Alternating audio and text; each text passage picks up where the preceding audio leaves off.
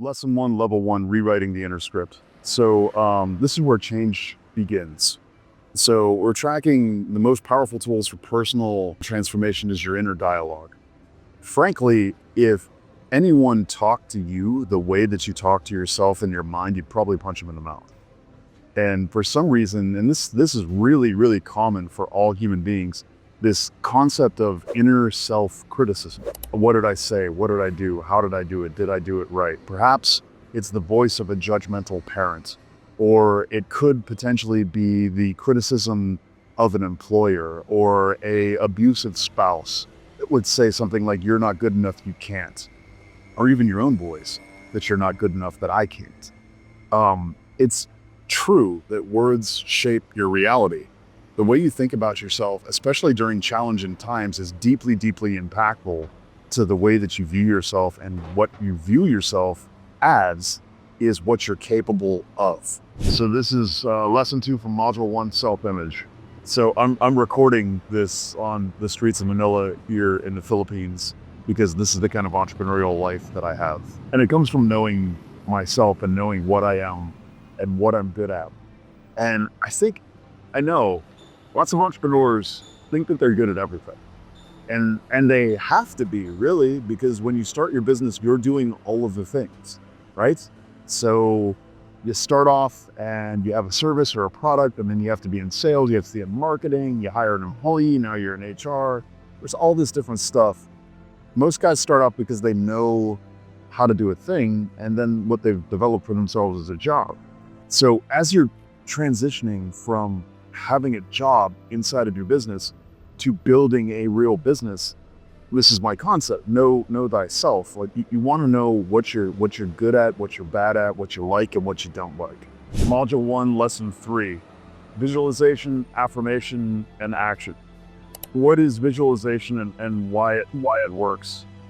So what is visualization and why it works? So the process of visualization is seeing in your mind's eye the goal, understanding with absolute clarity what you're going after, and then repeating that image on a regular basis. So let me tell you why most self-help gurus are bullshit. You gotta look in the mirror and say, I'm a billionaire. I'm a billionaire. I'm a billionaire. It doesn't work that way. You can't simply use an affirmation process and say a thing over and over again and believe it in order to make it true. Manifesting, it doesn't work that way. What visualization is in your mind's eye, seeing the place that you're trying to go, and then activating the feeling of what it feels like to have accomplished that goal and thinking about it.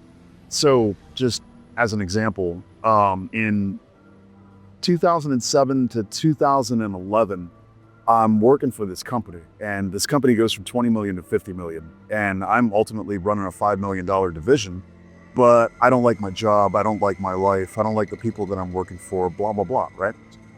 So I wanted freedom. And so my mantra became freedom. I was willing to do anything that was necessary in order to attain my personal freedom. Freedom of choice, freedom of time, freedom of day. And I made a very small visualization. I wasn't trying to build a multi-million-dollar business. I did eventually, but what I was trying to do was build a $50,000 a year salary. All I wanted to do was replace my salary so that I could get free. And this is my mantra. Like every day when I'm thinking at my job, what is it that I want to be doing with my time? I'm thinking about getting to that. I just want to be free. What does it look like? How do I get there? Playing chess with myself in my mind. What are the moves that I can make in order to get there? So constantly thinking about the thing, feeling what it would be like in my mind. What's it going to feel like when I get there? I'm going to be relaxed. I'm going to feel contented. I am going to feel a sense of accomplishment. If I fail, then I will feel pride that I failed on my feet, because I didn't want to, this is melodramatic, I understand. I didn't want to die on my knees. I didn't want to live on my knees. I'd rather die on my feet, yada, yada, blah, blah, blah. So I didn't start with capital. I started with a vision. And with that vision, I did what was necessary. And so I started to make sacrifices in my life. I wouldn't spend as much money. I stopped going out on the weekends. I stopped drinking. I stopped doing everything that didn't contribute to my goal of freedom that I was visualizing. And you can see how, like, in my mind's eye, I have the place that I want to go, and my actions start to facilitate that goal. It becomes the most important thing to you as you focus.